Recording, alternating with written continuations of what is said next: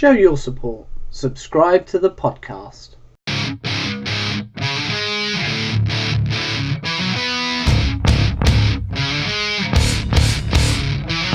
Hello, I am That British Guy and welcome to the first proper episode for the podcast. There is kind of an intro episode, about sort of 3-4 minutes long, just going over who I am and my other bits and pieces that I'm involved with at the moment as well. So please check that out if you wish to. But in terms of this episode, we're going to dive straight into the goings on at this week's episode of NXT and see where we are going forward. Now, I don't intend on doing a exact play-by-play of the episode, because I'm sure if you are finding this podcast, then you likely have a strong interest in NXT anyway. Chances are you have probably at least seen the episode or caught up with sort of the news or highlights of what happened on the episode. So for me to tell you, oh, we had this match, and this is basically what happened in the match and this person won, you kind of know all that anyway. So what I want to do is kind of extract some of the elements from that episode and sort of give my take on what happened and what I see going forward from there. So what I want to do with this very first episode is, because all of this is new to me, what I thought was quite poignant with this coming out of TakeOver, and obviously we've had a couple of episodes since then, but it feels like we are going through an NXT renewal. Obviously we've lost our former NXT champion, Andrade Cien Almas. He will be appearing on SmackDown very, very soon.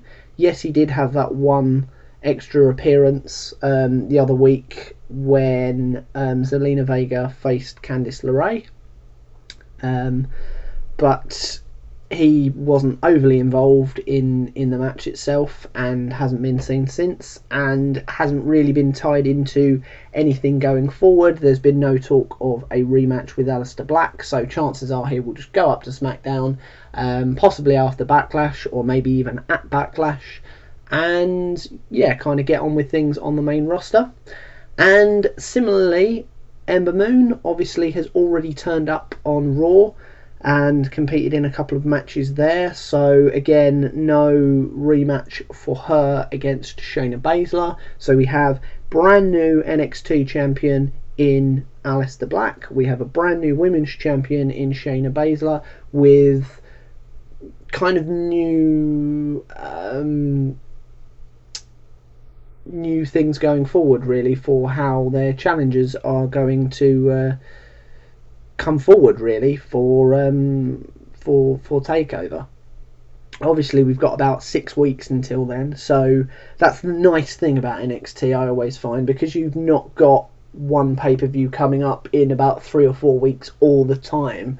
You've got enough time with these hour shows to have people make sporadic appearances here and there, maybe just cut a quick interview one week and then appear at Full Sail, actually in the ring, either competing or in a bit of a segment in front of the crowd there, and you can just build things a bit more organically rather than kind of throwing everything to the next pay-per-view. Because obviously, say for the main roster with Backlash, everything's focused on Backlash. There's no real thinking on, well, okay, let's get a few things started on the side here with a possible culmination the month after at Money in the Bank, because they're all just completely focused on Backlash. So we've got a nice kind of 6 to 8 weeks gap usually with the takeovers, so we can get a nice slow organic build. And I believe really that is why 9 times out of 10 you get a better takeover show than you do a main roster pay-per-view. Mainly because you are more invested in the stories going forward. They have been told at a better pace and in a better way. and you are therefore more invested in the matches, and because you are more invested in the matches, you have more enjoyment watching it. That, coupled with the fact that no show really lasts any longer than sort of 2.5-3 hours, so you don't get completely burned out, is brilliant. So yes, new, as I said, 2 new champions. We've got no rematches coming in there.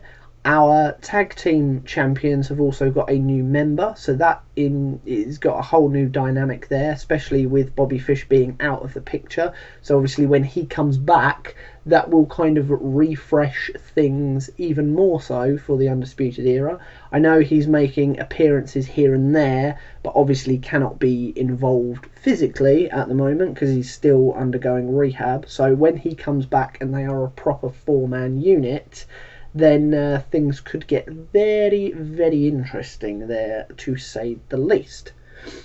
So, yes, as I said, I don't want to go through the episode match by match. What I want to do is instead look at each division, starting off with the men's division. Obviously, we now have 2 male champions in Aleister Black with the main NXT title and Adam Cole with the North American title. So we can develop a few more storylines around those 2 titles, as well as I'm sure things are not finished between Johnny Gargano and Tommaso Ciampa for obvious reasons. Ciampa is going to need to get his win back at some point, possibly at Chicago, with the kind of rubber match being at Brooklyn in the summer. Maybe as a number 1 contender match, maybe with Aleister Black in as a triple threat match, who knows. We have also got obviously EC3 coming in, and although he was placed into the North American title match, I kind of feel that they want him probably at the top of the card as much as he can be. So there is another potential opponent for Aleister Black there. Obviously, a couple of weeks ago, Aleister Black was meant to be facing off against Johnny Gargano before he then got attacked by Ciampa and ended up facing Eric Young. Obviously, Sanity have now left for SmackDown as well, so that's kind of put that to bed. Sort of seemed like a bit of a filler match. And to be honest, before this week's episode of NXT, the last couple of weeks have been kind of filler. The NXT after TakeOver was very, very odd.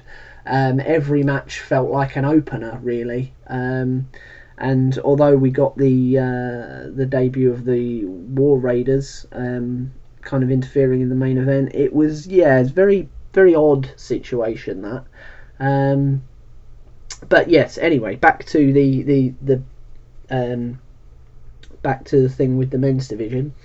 Obviously, with the whole Roderick Strong Pete Dunne thing, does that mean that Pete Dunne maybe in the future challenges Adam Cole for the North American title? Do we get these kind of regions going on here?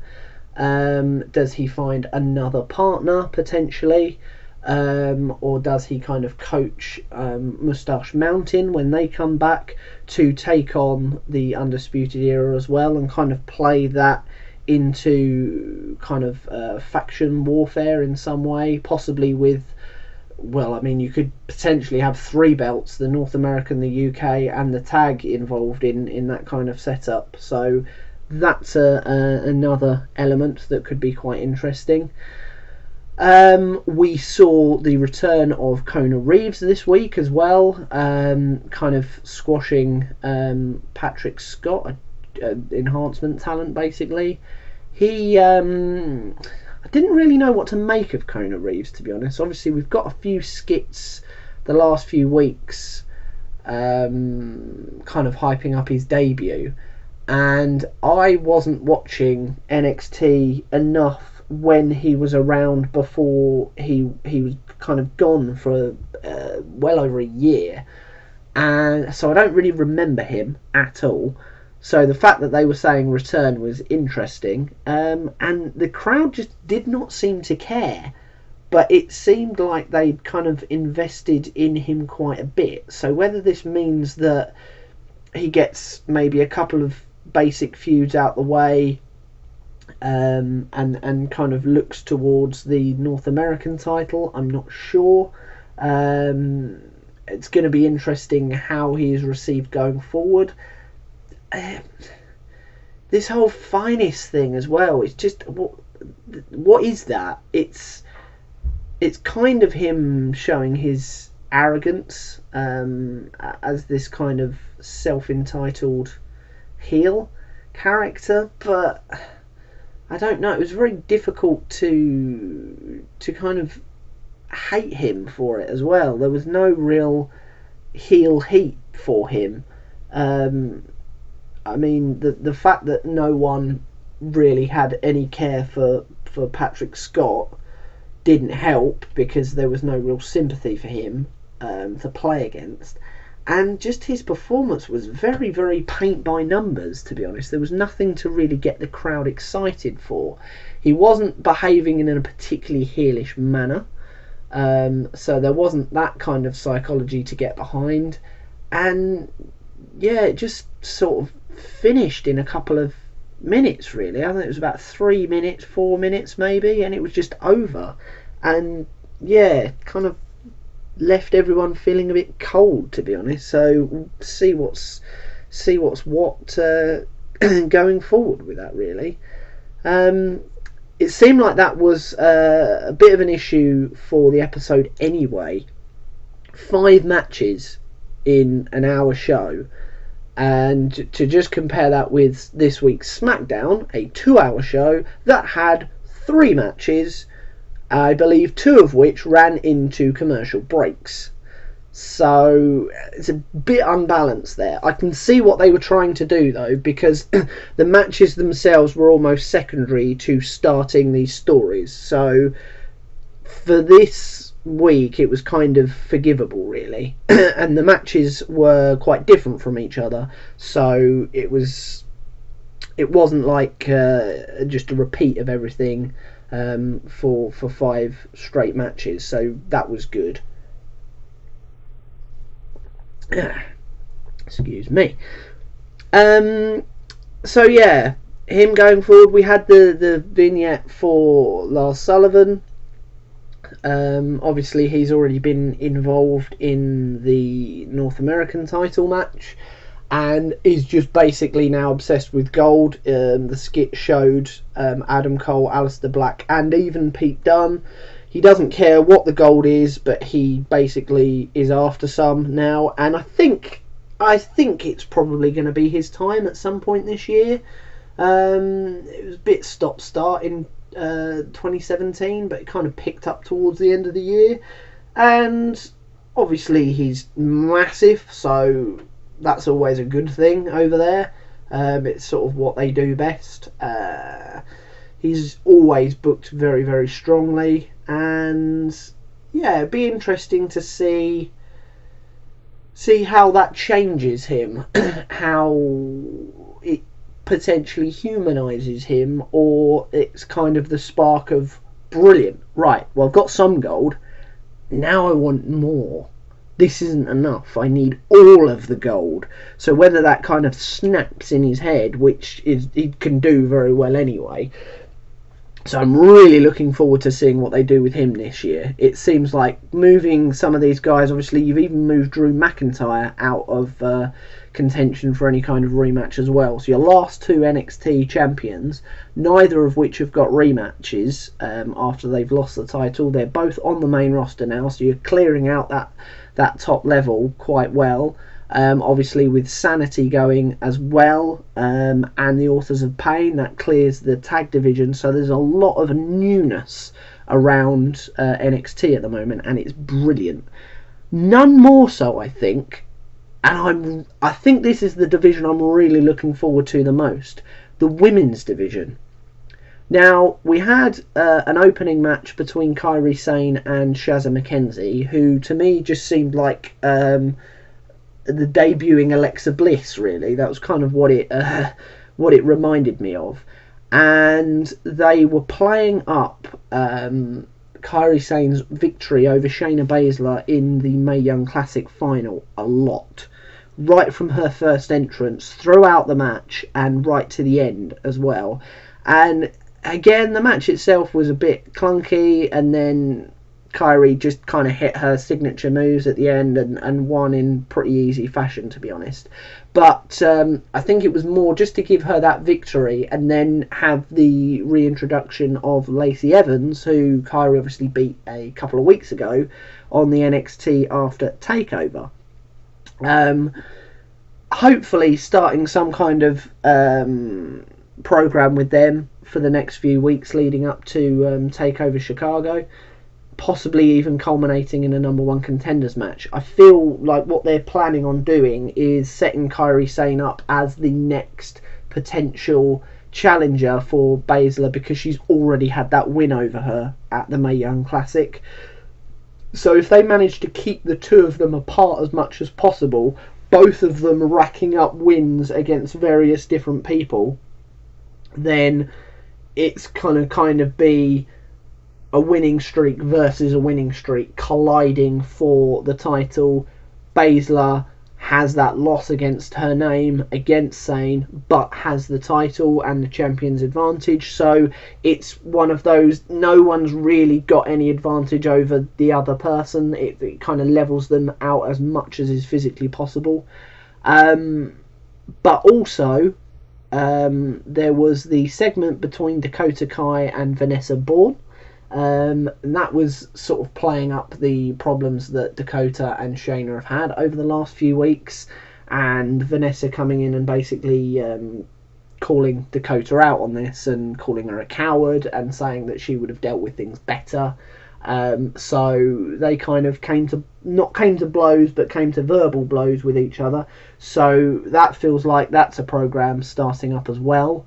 In the women's division, which I think is going to be brilliant for those two, because it's now their time to kind of step up to that next level. Obviously not the kind of contendership level, but kind of a bit below that, kind of making this their year, so that come WrestleMania weekend next year, they realistically could be in contention for that NXT Women's Championship. And then after a good showing in early 2019, possibly even getting a call up in 2019, but definitely sort of sometime in 2020. But it feels like it starts now for both of them. And then we obviously got the Candice LeRae segments as well. She had a very emotional interview surrounding the events of last week with Johnny Gargano and Tommaso Ciampa, and because of that interview and her emotional state there, and obviously what happened the previous week, she was never really properly mentally in the match against Bianca Belair, so it kind of protected her losing that match against Bianca in only her second TV outing after beating Zelina Vega. But Bianca, wow, she an absolute powerhouse.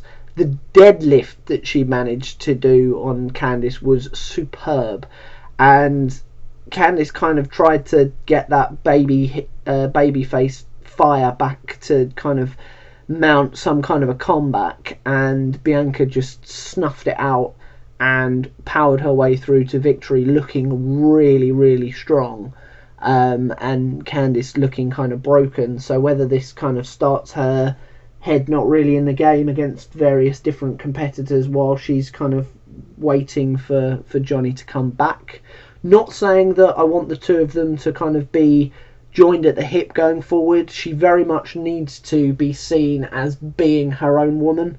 If she's constantly referred to just as Johnny Gargano's wife, then I think that could be dangerous for her. Shouldn't be a problem for him because he's already so over anyway. But I feel like she needs to find herself, and the audience need to find who she is for herself rather than just as Mrs. Johnny Gargano. And this could be quite an interesting way of using him, but finding out who she actually is as a person. So there we are, really. You've got the Kyrie and Shayna going forward, but keeping them apart from each other. You've got the Vanessa Bourne and Dakota Kai rumblings going forward, and what's now going to be happening with Candice. Can she focus for her next match? What does Bianca do going forward? Obviously, with the Kairi Sane element, you've got Lacey Evans in there as well. How does that play into things going forward? So there's a lot going on in the women's division, and I am very much looking forward to seeing, at this moment, presumably there will be a match at TakeOver Chicago in June, and possibly it's going to be Kairi Sane and Shayna Baszler, but you could easily add one or two extra people in there. You could easily have Shayna Baszler take Kairi Sane out because she senses this threat, so that kind of puts that on the back burner, keeps everyone wanting it even more, so we might have to wait until SummerSlam weekend, or potentially even Survivor Series if they can drag it out as long as that. And then you've got these other bits and pieces for kind of the finding out if these other women can become those other established names, like Nia Jax and Alexa Bliss were when it was all about the Four Horsewomen. They were still there establishing their own brand, and it feels like that's the time for people like Dakota and Vanessa Bourne and Bianca Belair. So it's going to be very, very interesting to see how things play out in the next few weeks.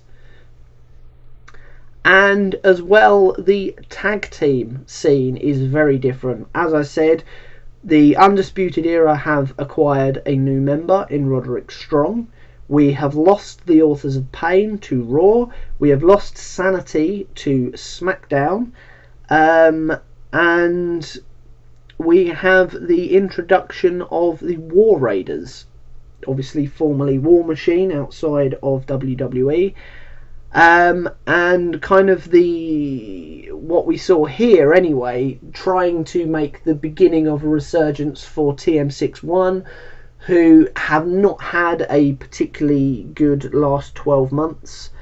Obviously the year before that they made the final of the Dusty Rhodes tag team tournament, and this time around they got knocked out in the first round, as did their opponents for this week, the Street Profits. But obviously they are still relatively new to the crowd, so they're still quite over with them. They're both very, very charismatic.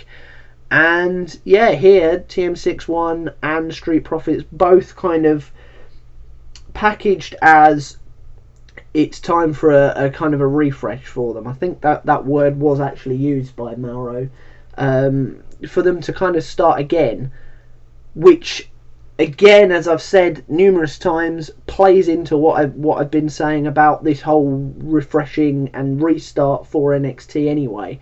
It's almost like a soft reset for the brand after the Superstar shake-up and losing a few members, acquiring a few as well, and change of champions, things like that. So it's going to be very interesting to see what TM61 can do going forward, because as a tag team they are very, very good. They just haven't really had the best of times in NXT.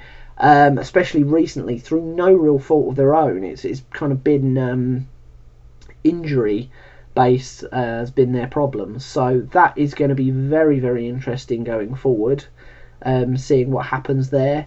Next week, the War Raiders and Heavy Machinery collide after War Raiders ran in on a match between Heavy Machinery and Sabatelli and Moss on the the NXT after Takeover.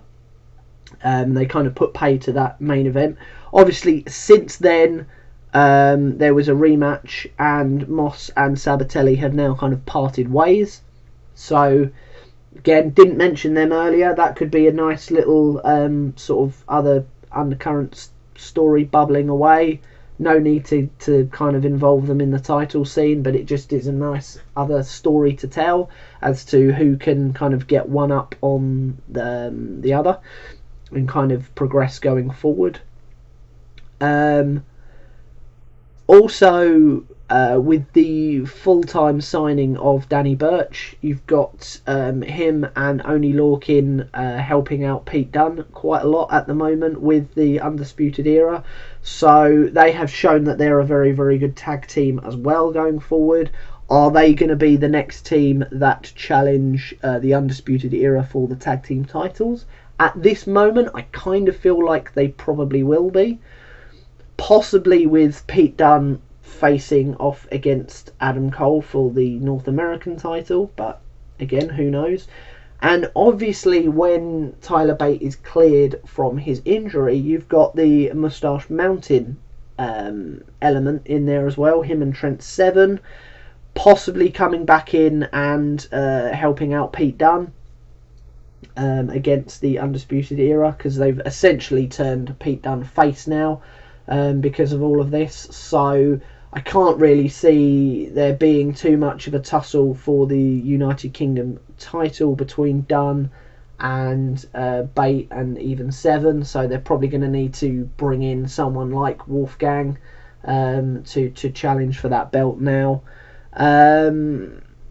Possibly even Danny Burch or Oney Lorcan as well, if they kind of get jealous of the Moustache Mountain element with Pete Dunne.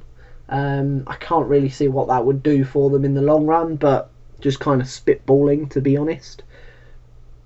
So yeah, this grudge match between Pete Dunne and Roderick Strong was very, very back and forth. Dunne had a brilliant explosive start, and when Roderick Strong managed to kind of get one up on him, he was kind of like a scrappy fighter, trying to get back into it. And just as it looked like he was going to win with the bitter end, the Undisputed Era ran in and basically ended the match there in a disqualification, causing Burch and Lorcan to come down and kind of even the odds. So I'm kind of feeling a 6-man tag in the next couple of weeks, or maybe just a tag between Burch and Lorcan and Strong and Kyle O'Reilly, maybe with Pete Dunne and Adam Cole there as well, who knows. So yeah, it's clear that their business has only just started. Everything is just starting out and it feels brilliant. I cannot wait for next week's episode. I cannot wait for what's happening between the War Raiders and Heavy Machinery in their match, because I kind of feel again like that is the beginning. That cannot be the end of that already. Something's got to happen. Hopefully they don't do it's 4 men in the ring, massive ring collapse thing, because we've seen that kind of done to death on the main roster a lot recently. So hopefully there'll be another wrinkle in there somewhere. I have got no idea where. Possibly even with them having to maybe team up with each other, kind of the enemy of my enemy is my friend element, which would end up being quite interesting, with them then having to kind of overthrow that bigger threat before they can go back to dealing with each other. That would be quite nice. And yeah, we've got EC3 coming back next week. I haven't even mentioned Ricochet. Obviously he featured last week in his televised debut. I presume he is not completely gone from the North American title picture. There was someone else as well I was thinking of just now, and they've gone completely from my mind. I can't think who it is. Hopefully they'll come back to me. Oh yes, next week, Cassius Ohno versus Tommaso Ciampa. Cassius Ohno trying to get some kind of revenge for Johnny Gargano. I'm presuming Tommaso Ciampa's going to go over in that match, because that seems to be Cassius Ohno's role now.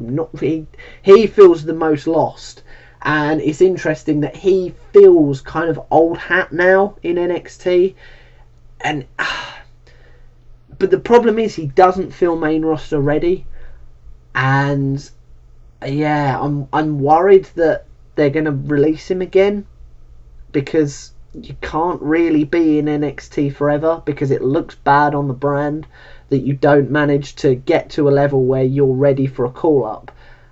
And I honestly don't think he is ready for a call-up yet, and I really want him to be ready. Or no, tell a lie, I'm wording that badly. I think he is ready, but I don't think WWE management see him as ready. Yeah, that's a better way of wording that. It's almost like they don't think he's ready, although personally I think he is. And yeah, I'm worried that he's just going to become the NXT equivalent of what Dolph Ziggler has been the last few years, of basically being kind of high level enhancement talent, that first stepping stone on the kind of the road to bigger things, that first rung up the ladder. If they're trying to establish someone as the next person to think about, then they usually give them a win over Cassius Ohno, which does not do him any favours. Obviously it hasn't done Dolph Ziggler any favours, and people have now stopped caring about him, and I really don't want that to happen with Cassius Ohno. But I can't see him beating Tommaso Ciampa, because Ciampa needs a victory back after his loss at TakeOver, and he needs to seem strong enough to face Gargano again, probably at Chicago, and this time beat him, even if by nefarious means. He needs to start racking up some wins so that he still feels like a threat, because it's very easy for that to go away again. So, yeah, who knows? Who knows, really? Oh, and talking of that, that's just reminded me of Velveteen Dream. Where does he fit into all of this? Do we see him come back for that kind of renewed rivalry with Aleister Black that we got, I believe it was at War Games, the match we didn't even realise we wanted until we got it, and it was one of the best NXT matches of 2017, quite frankly. Does he slot in there? Obviously he was in that ladder match for the North American title. Does he want another shot at that? Is there going to be any beef between him and Lars Sullivan, or him and EC3 going forward? Is he going to have some kind of friendly rivalry with the likes of Ricochet going forward? Because I honestly think, and I'm putting cards on the table right here, I strongly think that Velveteen Dream will be on the Raw after WrestleMania 35, or the SmackDown Live after WrestleMania 35. This is going to be his last full year in NXT. I really think so. He's come on leaps and bounds in the last even just few months. Really, since that feud with Aleister Black, that's propelled him up to the next level. So if he can keep that up, then I see no reason why he will not be featuring on the main roster this time next year. I'm convinced of that. So, yeah, as you can tell, really, really excited for things going forward. Please let me know your thoughts about things going forward, where you think NXT is going. Is it on the up? I honestly feel it is. I know there's been a lot of change recently, and change isn't always a good thing, but I think in this case it is. The right people have come in, especially with the likes of Keith Lee coming into the Performance Center as well. Hopefully he'll make some kind of appearance on NXT, maybe even by SummerSlam, maybe just after, depending on how things go in the Performance Center for him. Yeah, everything is looking really, really strong at the moment. There's not that much, I don't want to use the word dead weight, but that kind of feel. There doesn't seem to be anyone particularly on the roster that's overly lost and just in the way, apart from how they're treating Cassius Ohno. And again, I don't see that as his fault. I don't see that as his issue with how he is. It's just how they've been booking him. It makes you care about him less, which is a real shame. But other than him, everyone seems to be moving forward. They're building everyone at the cost of no one, it seems, and I really wish they were able to do this more on the main roster. I realise obviously NXT is sort of pre-recorded, so they're able to kind of adjust storylines going forward depending on previous week's reactions, re-record certain segments, and potentially matches going forward. And the main roster is all completely live, and you've only got a few days before you need to kind of write for the next week and keep everything going forward. So it's very, very different. It's like apples and oranges in that sense. But they are still the same company. There's still the same minds there. There's still the same production there. And I don't want to be one of those, NXT is better than the main roster, because it's hyperbole, and it just... It isn't the same thing, so it can't be better. I mean, that's not to say that it isn't better in certain ways, but it is apples and oranges. One is not better than the other. They are different things from each other. So they deliver different things because they are meant to deliver different things. They are different products in that sense. But I just wish there were certain elements of NXT that would bleed into the main roster a bit more. And that kind of considered long-term thought process, I wish was one of them.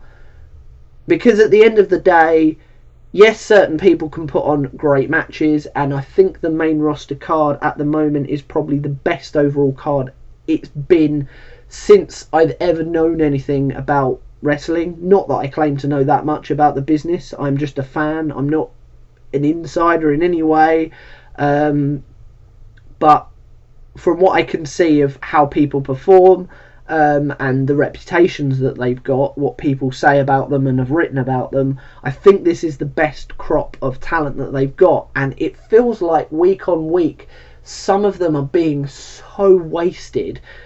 There's so little character there. There's so little motivation other than, you're a good wrestler, I'm a good wrestler, let's have a really good wrestling match. And that was the issue with, say, AJ Styles and Nakamura going into WrestleMania. It was, he's good at wrestling, this is going to be the dream match, in air quotes. But since the turn, since there's been some conflict there, since the characters have actually been able to show themselves, now we have a feud. Now we have something that people can get invested in. Now we have something that people really want to see. And yeah, I just wish that was happening more and more on the main roster. You can't just have, he's a good wrestler versus he's a good wrestler, or she's really good and she's really good. Watch them have a good match together. You need the drama. You need the storytelling. You need those moments in matches where you get underhand tactics by the heel so that we can get on their back, and then the baby faces, we hope, will overcome that. You need that conflict for a good and evil struggle, not necessarily so that good can outshine every single time, because that obviously isn't the way, but you need that conflict in order to tell that story properly. If you don't have that, you can't tell any kind of story. It's why, certainly back in the day, it was seen as a kind of a soap opera. Yes, soap operas are absolutely ridiculous. You get murder stories every month, or this person's sleeping with that person, or they're having to have an abortion because they're having an affair, or that person's got sort of some tragedy in their life, and it's kind of an ongoing thing. And if anybody lived their life like that, they'd probably keel over in about a week, because you can't live at that pace the whole time. But if you strip that out of a television series, those characters become meaningless and uninteresting, because there's no conflict there. You're not wanting to watch the next episode to see how that's resolved, or to see how it develops going forward. You don't want to tune in to see if the nice people get their happy ending, or if the bad villains get their comeuppance. And it's the same with wrestling show. It's yes, you've got that athletic side, but you need that storytelling in there. Otherwise, you get nothing. And that is what I feel NXT are really building towards at the moment. And I know I kind of went on a bit of a tangent there, but I'm trying to bring it full circle now to kind of wrap up. That is what NXT are building towards now. That is what I was feeling this episode was. A kind of a rebirth of this. These are the little cogs that we're just placing in this machine here going forward, just to whet your appetite, to get you thinking about what interactions these characters are going to have with each other in the future. And it really, really worked for me, and I hope it did for everyone else. Anyway, ramble over. Thank you for tuning in to my first podcast.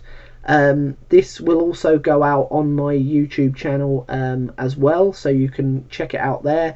There's other wrestling bits and pieces on there as well. There's booking videos, there's kind of discussion pieces on there as well.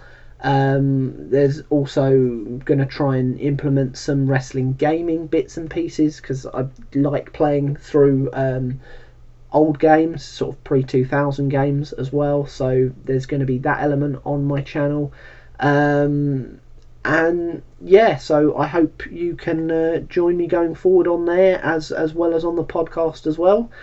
As I said on my intro video, I'm also on Facebook, That British Guy 86, and I am also on Twitter, at Rightly Wrongly. Rightly as in to write, WRITELY, wrongly. And yeah, thank you so much for giving me a chance and giving me a listen. I have been That British Guy, and I will see you very soon. Goodbye.